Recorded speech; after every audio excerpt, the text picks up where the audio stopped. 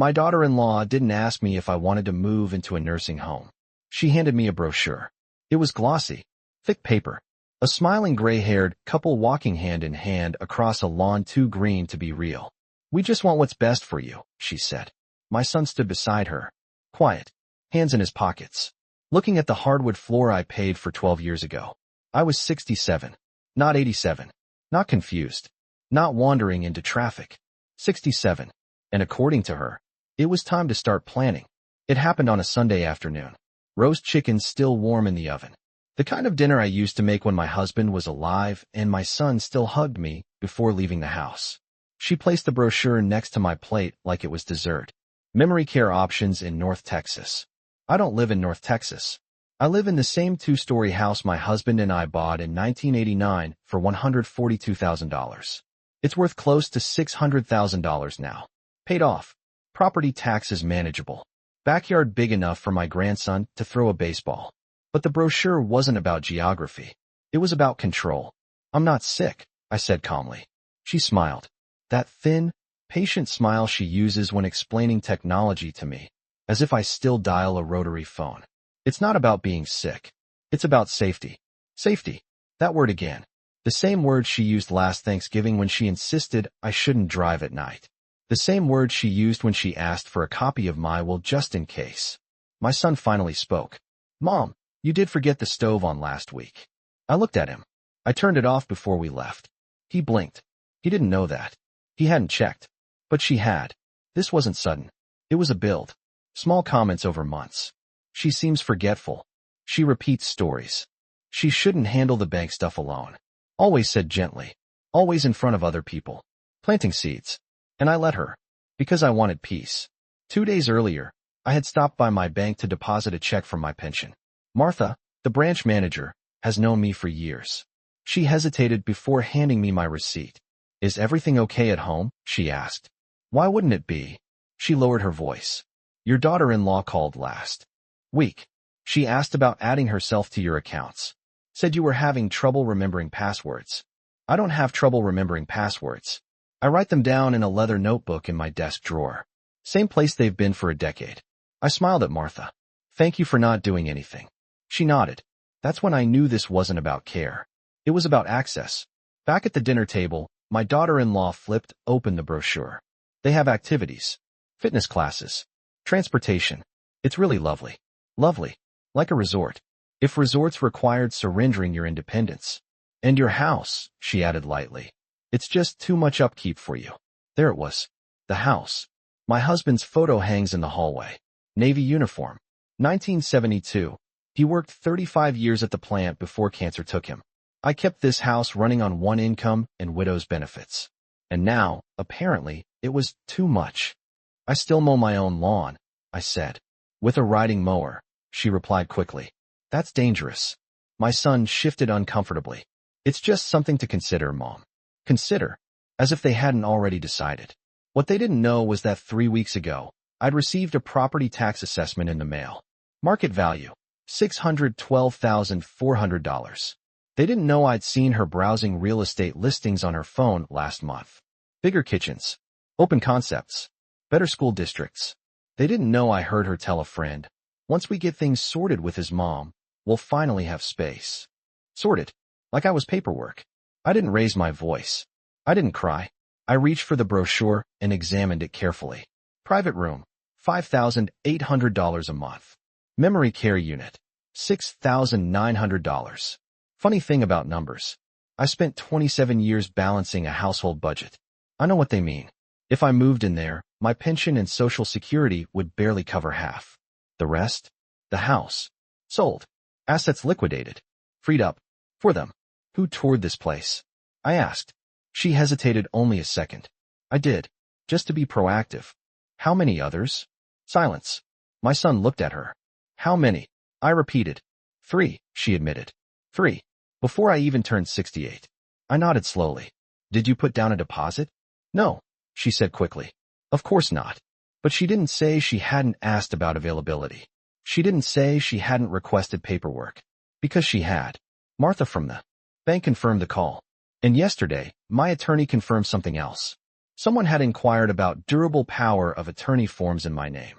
After dinner, when they thought I was in the kitchen washing dishes, I heard her whisper, "We have to move fast before she changes her mind." Changes my mind. As if it had ever been theirs to make. That night, I sat at my desk in the den. The same oak desk my husband assembled himself. I opened my leather notebook. Then I opened a different folder. Inside it was a business card. Harold Benton, estate planning attorney. Downtown office. Met him at a church seminar 6 months ago. I had called him the morning after Martha warned me. We met for coffee. I told him everything. He didn't look surprised. "You'd be amazed," he said gently, "how often concern and control get mixed up." The next morning, I drove myself to his office. No accidents. No confusion. No forgotten turns. We reviewed my will. We discussed a trust. Irrevocable. Clear conditions. Very clear. By Sunday dinner, the paperwork was already in motion. They just didn't know it yet. So when my daughter-in-law slid that brochure across the table, I didn't feel small. I felt certain. Certain that they had underestimated the wrong woman. I may be 67, but I am not fragile. And if they wanted to treat me like I was disappearing, they were about to learn exactly how present I still am. The next morning, I didn't bring up the brochure. Neither did they. That's how manipulation works. It floats in the air like humidity. Thick. Unspoken. Waiting for you to accept it. I made my coffee at 6:30 a.m., just like I have for the last 15 years. 2 spoons of ground beans. 8 cups of water. The kitchen window slightly open, even in winter. I like fresh air. From the hallway, I heard her voice. She was up again at 5, my daughter-in-law whispered. I don't wake up at 5. I wake up at 6:15. But facts don't matter when someone is building a case. My son's voice was lower. Tired. Maybe we should schedule the assessment. Assessment. They were already using clinical words. I carried my coffee into the living room and turned on the morning news. Calm. Steady. Like I hadn't heard a thing. She walked in 10 minutes later. With her phone in hand. "Good morning," she said brightly. "Did you sleep okay?" "Like a rock," I replied. She studied my face. Searching. For confusion. For hesitation. For proof. She wouldn't find it. Around noon, she left the house to run errands. I watched from the front window as she backed out of the driveway in my son's SUV. Then I picked up the phone. "Harold, it's me," I said when my attorney answered. "They're moving faster." He didn't sound surprised. That usually happens once they believe they have leverage. Leverage. That's what they thought my age was. By 2 p.m., I was sitting in Harold's office again. We reviewed the draft documents. Trust structure. Healthcare directives. Durable power of attorney. "Who do you want making decisions if you truly become incapacitated?" he asked gently. "Not them. Not after this." I gave him another name. Someone who had known me long before marriage, before motherhood. Someone who would see me, not my assets. He nodded and made notes. "And the house?" he asked. I folded my hands. "It stays in the trust. If anyone attempts to force placement without medical necessity, they're removed as beneficiaries." He looked up at me then. "You're certain?" "Yes." I've never been more certain of anything. When I returned home, the house was quiet. The brochure was gone from the table, but a new envelope sat on the counter. Cognitive wellness evaluation, appointment confirmation. Thursday, 10 a.m. No one had asked me if I was available. They had already scheduled it. I ran my finger over the printed letters. Not anger. Clarity. They weren't asking anymore. They were proceeding. Upstairs, I heard my grandson laughing at a cartoon. Normal life. Ordinary sounds. Down here, paperwork was being arranged around me like furniture in a room I hadn't agreed to live in. I picked up the envelope. Then I placed it neatly inside my purse. If they wanted an evaluation, I would give them one. Just not the kind they expected. Because while they were preparing to measure my memory, I was already restructuring their future. Thursday came faster than I expected. 10 o'clock. Cognitive wellness evaluation. She dressed carefully that morning. Neutral sweater. Soft makeup. Concerned expression already practiced in the mirror. My son offered to drive. "I'm perfectly capable," I said, picking up my keys. A pause. Then she smiled again. "We just want to be supportive." Supportive. Like a brace. Tight. Restrictive. Supposedly helpful.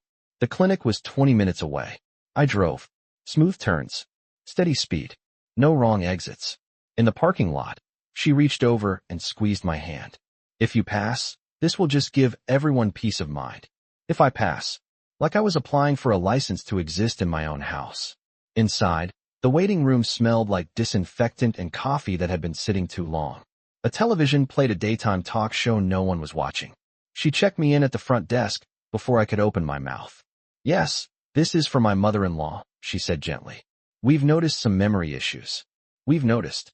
Plural. The nurse called my name. Not hers. Mine. The evaluation lasted 40 minutes. Simple questions. What year is it? Who is the president? Repeat these 3 words. Draw a clock. I answered calmly. Correctly. When the doctor asked why I was there, I didn't look at my daughter-in-law. "They scheduled it," I said. "I didn't request it." He made a note. He asked if I handled my own finances. "Yes." "Do you cook?" "Yes." "Drive?" "Yes." "Any recent accidents?" "No." "Any confusion about where you are?" "No." My daughter-in-law shifted in her chair. At the end, the doctor folded his hands. "Based on today's assessment, I see no signs of cognitive impairment." Silence. The kind that tightens a room. He printed a report. Signed it. Handed it directly to me. "Not to her. To you," he said clearly. I thanked him. On the way out, she tried to recover. "Well, it's good we checked." Checked. Like a box. Like a formality before moving forward anyway. In the parking lot, my son finally spoke. "See, Mom? Now we all know." "Know what? That I'm still competent? That I didn't need permission?" I placed the evaluation report carefully inside my purse next to the trust paperwork draft. 2 documents. One proving I'm capable. The other ensuring I stay that way, legally. As we drove home, she was quiet. Too quiet. Because this wasn't the end of her plan. It was a setback. And people who move this deliberately don't give up after one obstacle. They adjust. That evening, after dinner, I noticed something different. The folder where I keep the house deed had been moved half an inch to the left. Most people wouldn't notice. I did. Someone had been in my desk. Not rummaging. Looking. Still searching for leverage. They thought the evaluation would slow me down. It didn't. It clarified everything. This wasn't about my memory. It was about timing. They wanted control before I realized I needed protection. But they were late. Because while they were testing my mind, I had already secured my future. That night, I didn't confront anyone about my desk. I didn't need to. If someone has to sneak into your paperwork, they already know they don't belong there. I waited until the house went quiet. My grandson's bedroom light clicked off at 9:15. The dishwasher hummed. Their bedroom door closed. At 9:40, I locked mine. Then I pulled the deed out of the folder. Still there, but the top edge was slightly bent. I keep my documents straight. Always have. I sat at my desk and made a list. Not emotional. Not dramatic. Just facts. They scheduled an evaluation without asking me. She contacted my bank. Someone inquired about power of attorney forms. My deed had been handled. Patterns don't lie. The next morning, I drove to Harold's office again. He didn't waste time. "They're escalating," he said after I explained about the desk. "Yes." "Have they asked you to sign anything recently?" "Not yet." He leaned back in his chair. "Then they're probably preparing something first.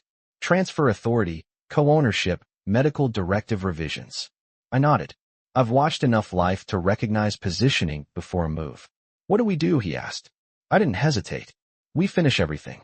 Today, we finalize the trust. Irrevocable. The house transferred into it. Beneficiaries clearly defined. A clause added, carefully worded, stating that any attempt to coerce relocation without documented medical necessity would trigger immediate removal from inheritance." Harold read that part twice. "You understand this will cause conflict." I folded my hands on the table. They already started it. By early afternoon, the documents were signed and notarized. Clean. Official. Protected. For the first time in weeks, my breathing felt steady. Not because I had won. Because I had secured. There's a difference. When I returned home, my daughter-in-law was at the kitchen counter with her laptop open. Real estate listings. She closed the screen quickly when she saw me. "How did it go at the grocery store?" she asked. "I didn't go to the grocery store." A pause. "Where were you?" "With my attorney." Silence. You could almost hear her thoughts rearranging. "For what?" she asked carefully. "Estate planning updates." My son walked in just then. "Updates," he repeated. "Yes," I said calmly. "At my age, it's responsible." No anger. No accusation. Just truth. She tried to smile. "That's good. We were actually thinking." "I know," I said gently. And I let that hang there. Because sometimes the most powerful thing you can do is let someone realize they are no longer ahead of you. That evening, she didn't bring up nursing homes. She didn't mention safety. She didn't talk about assessments.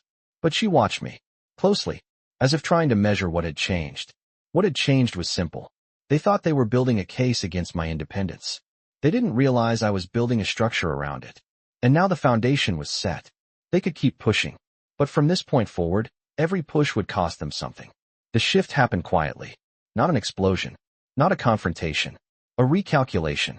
2 days after I told them I'd updated my estate plans, I noticed my son checking his phone more often at dinner. His jaw tight. His responses shorter.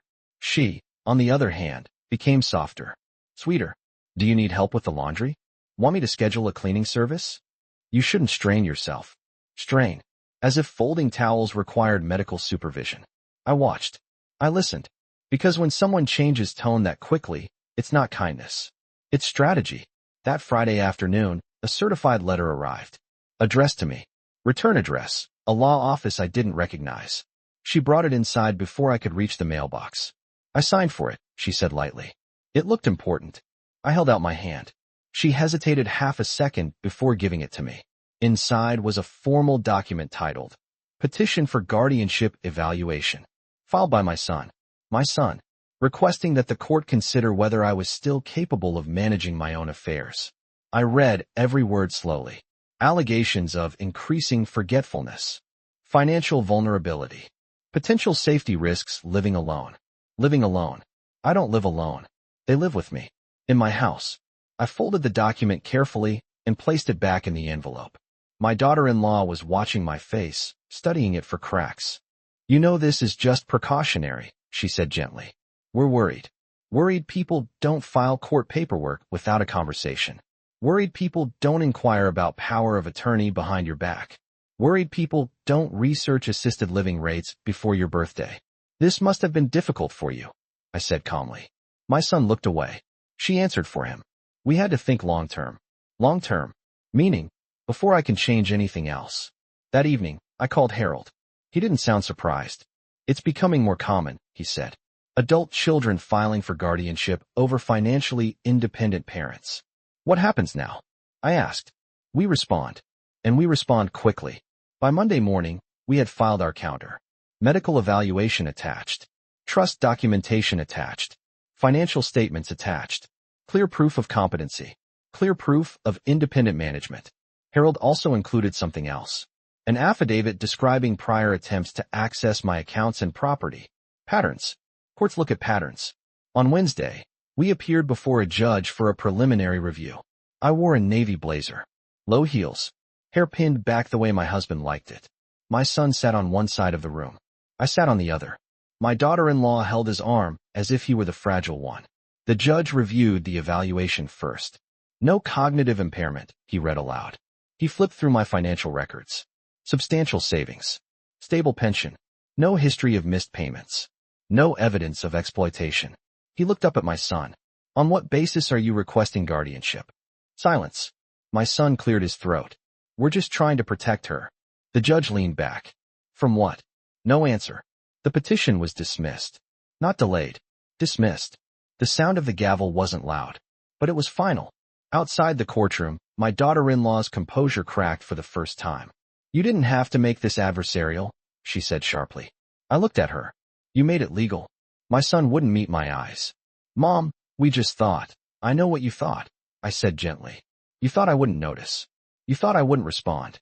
You thought age equals weakness. When we returned home, the atmosphere had shifted again. Not soft now. Tense. The house felt smaller.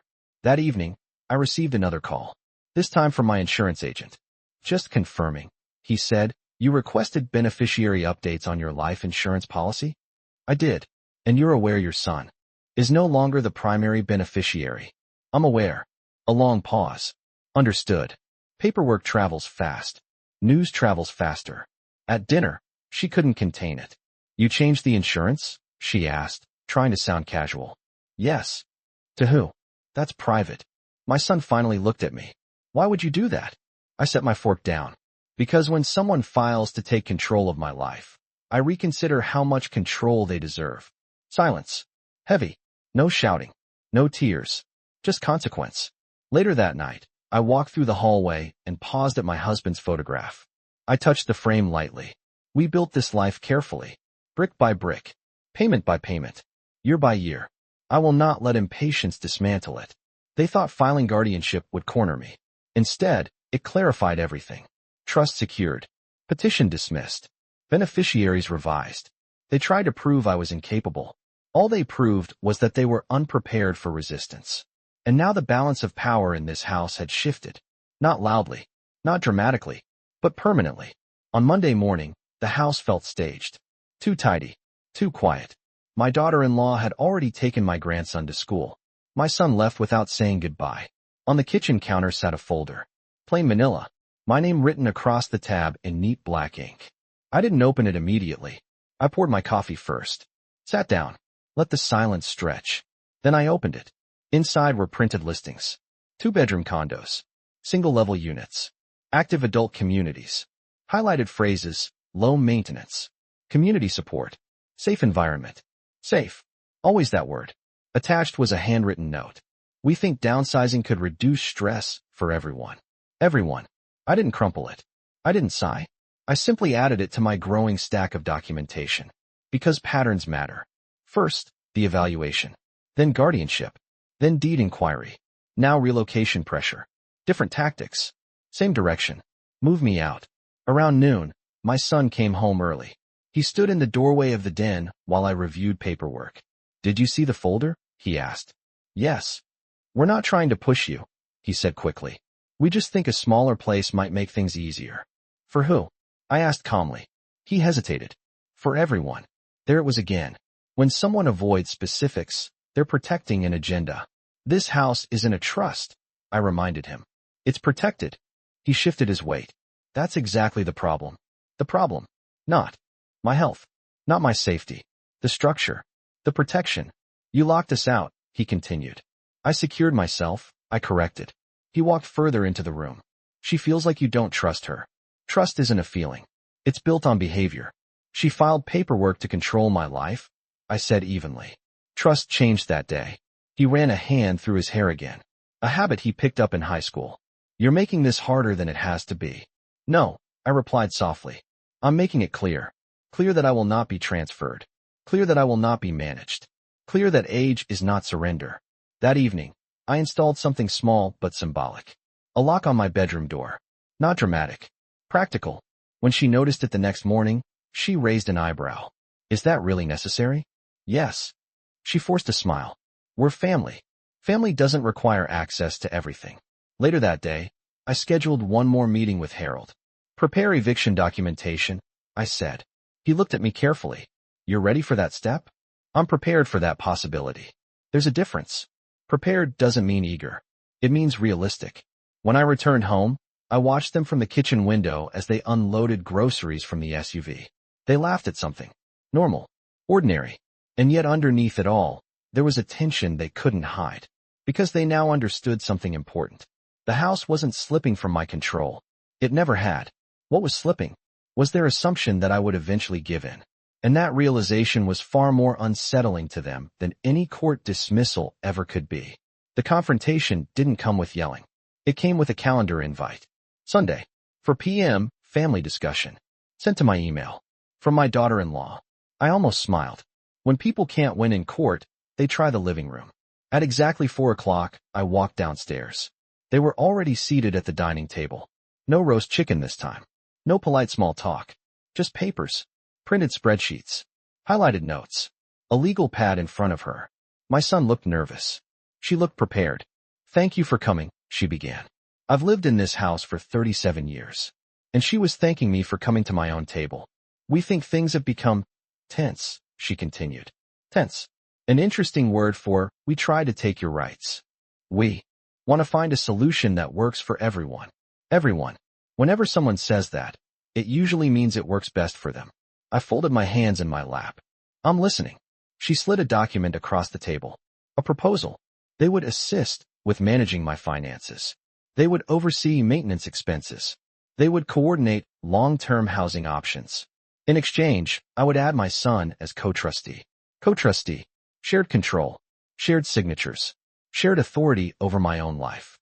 I thought you trusted us, my son said quietly. I looked at him. I trusted you not to file guardianship papers. Silence. She leaned forward. This isn't about control. It's about protecting your legacy. Legacy. Another beautiful word used incorrectly. My legacy is already protected, I said calmly. She tapped the spreadsheet. You're sitting on over $600,000 in property value. There it was. Finally, something honest. Not safety. Not memory. Not wellness. Value. I earned that equity, I replied. We're not saying you didn't, she said quickly. We're just saying it could benefit the family now instead of later. Now. Not later. Now. My grandson laughed upstairs at something on television. The sound floated down the hallway. Innocent. Unaware. I stood up slowly. I will not sign anything today.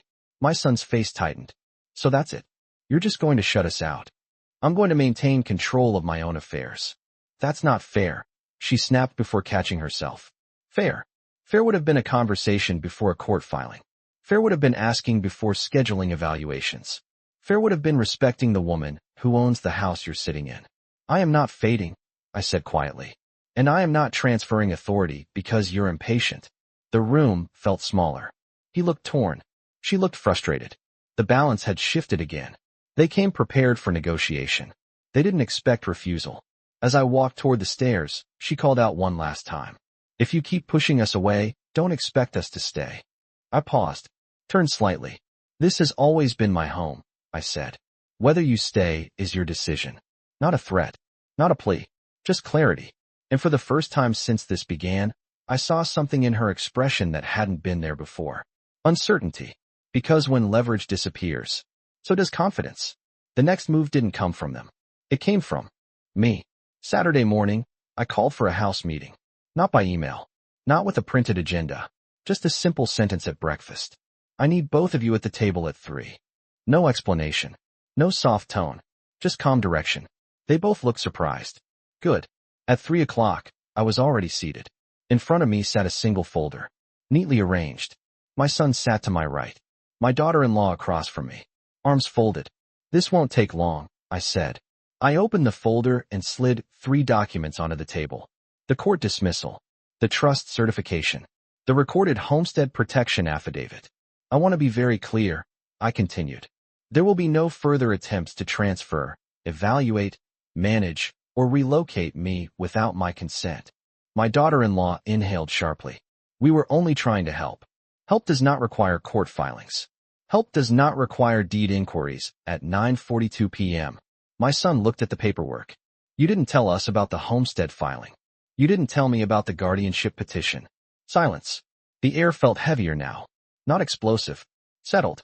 I also spoke with a real estate attorney, I added. Her posture changed. The property cannot be transferred, leveraged, or reassessed without my in-person authorization and notarized documentation. She opened her mouth to respond, then closed it, because she understood what that meant. The shortcuts were gone. The quiet maneuvers were gone. Every door they tried to open had been reinforced. I am not selling, I continued. I am not downsizing. I am not relocating. Each sentence deliberate. Measured. I will remain in my home. My son rubbed his temples. You're making this impossible. No, I replied gently. I'm making it defined. Defined boundaries feel like walls to people who expected open access.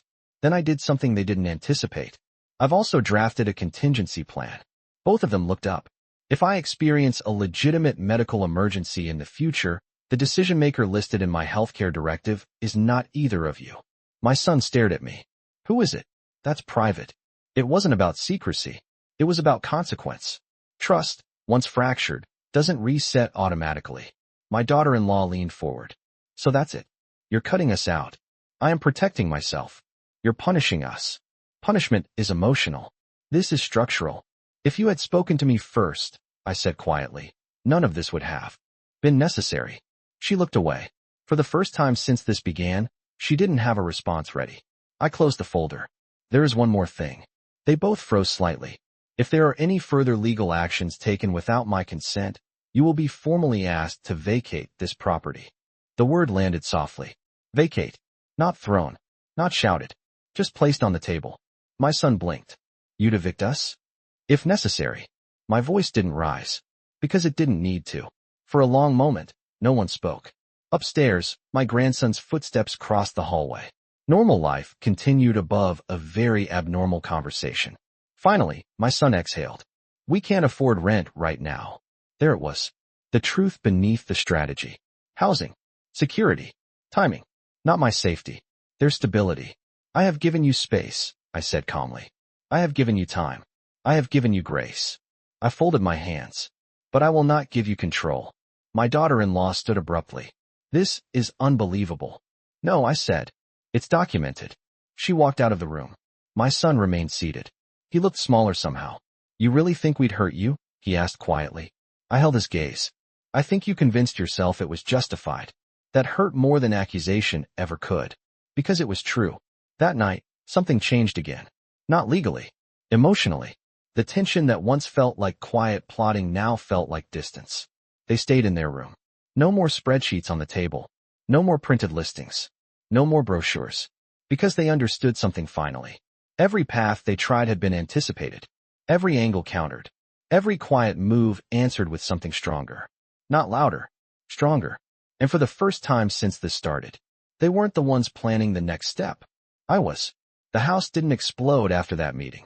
It cooled. Like a stove turned off, but still radiating heat. For 2 days, we moved around each other carefully. My son left early. My daughter-in-law avoided eye contact. Conversations were reduced to logistics. Dinners at 6. Mail came. I'm picking up groceries. No strategy. No persuasion. No pressure. Just distance. On Wednesday evening, my son knocked on my bedroom door. The new lock was visible. He noticed it before I opened. Can we talk? He asked quietly. I stepped aside. He didn't sit down at first. Just stood near the window, looking out at the backyard he used to play in. She's looking at apartments, he said finally. I nodded once.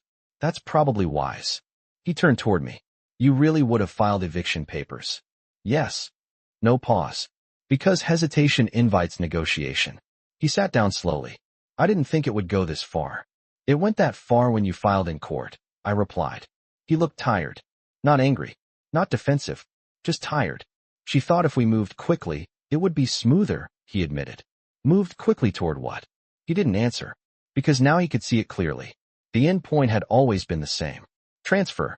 Access. Control. I never wanted to take your house, he said. You wanted to control it. I corrected gently. That's more subtle. And more dangerous. Downstairs, I heard a cabinet close harder than necessary. She was listening. Of course she was. He lowered his voice. She's upset. I imagine she is. She thinks you don't see her as family. Family doesn't file paperwork against you. Family doesn't whisper about moving you out before you turn 68. He stood up again.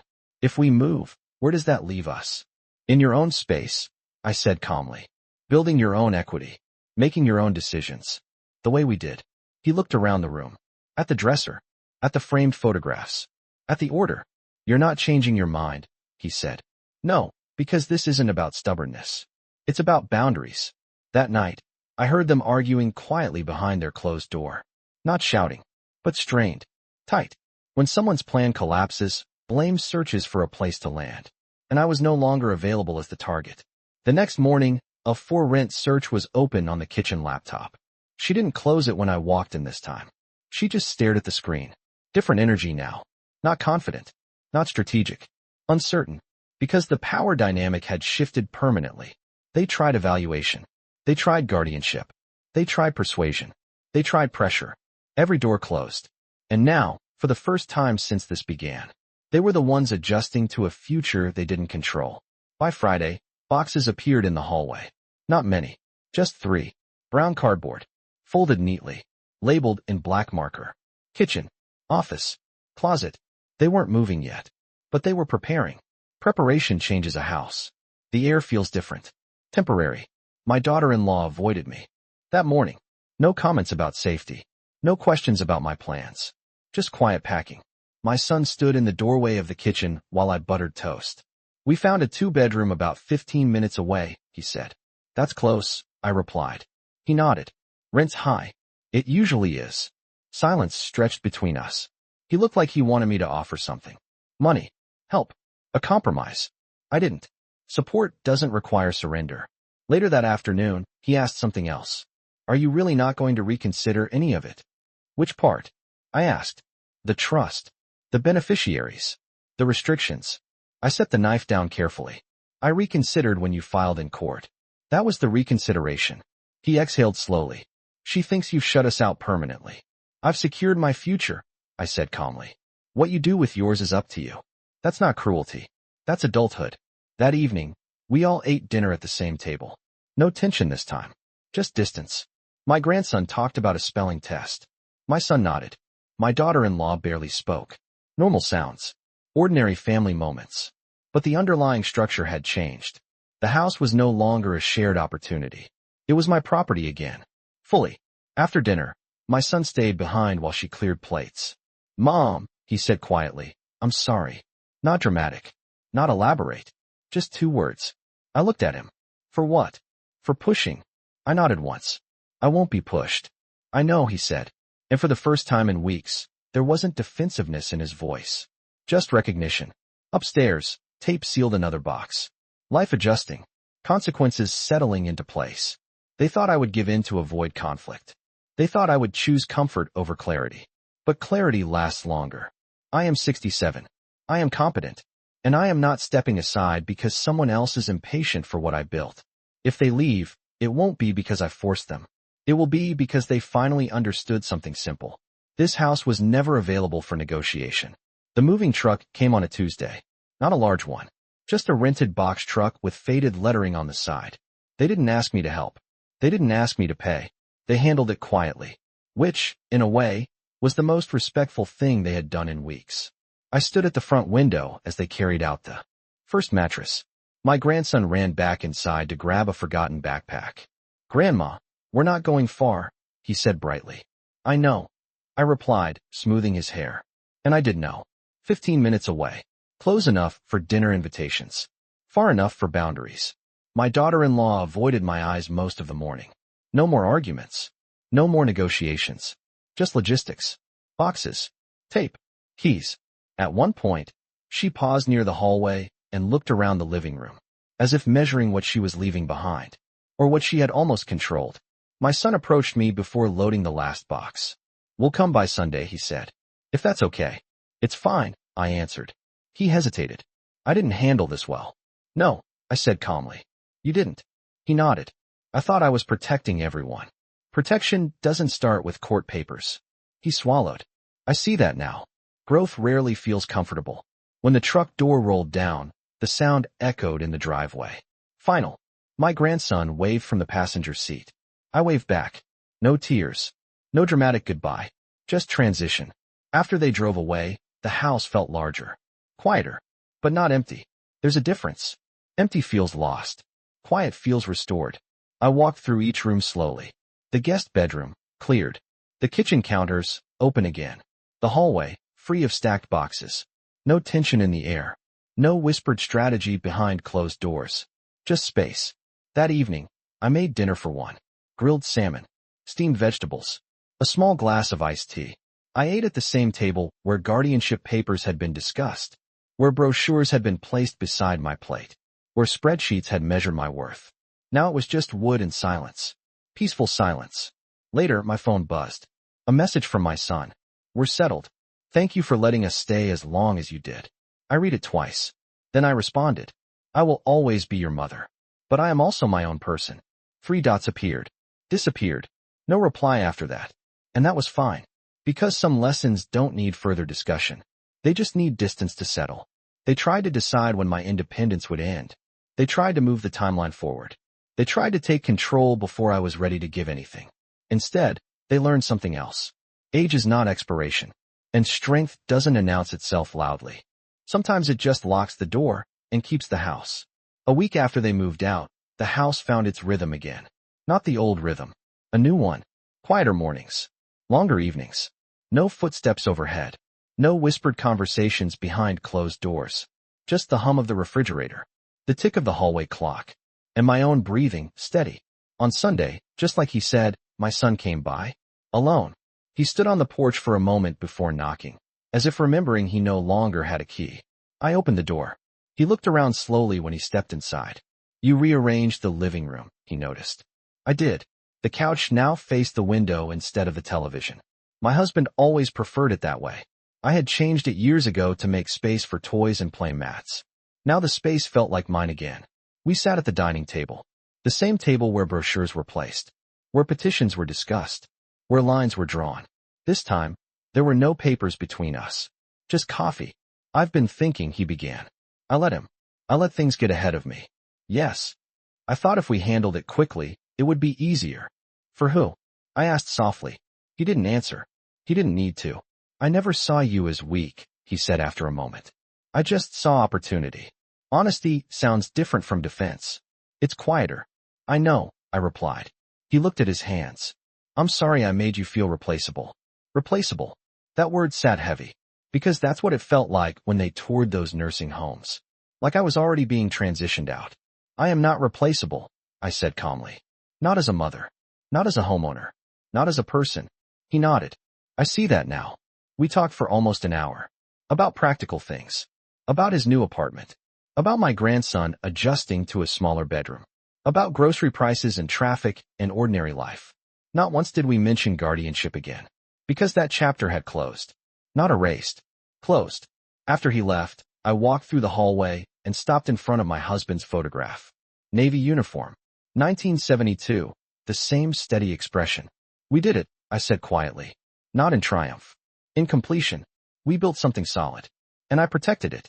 That evening, I sat on the back porch. As the sun dropped behind the fence.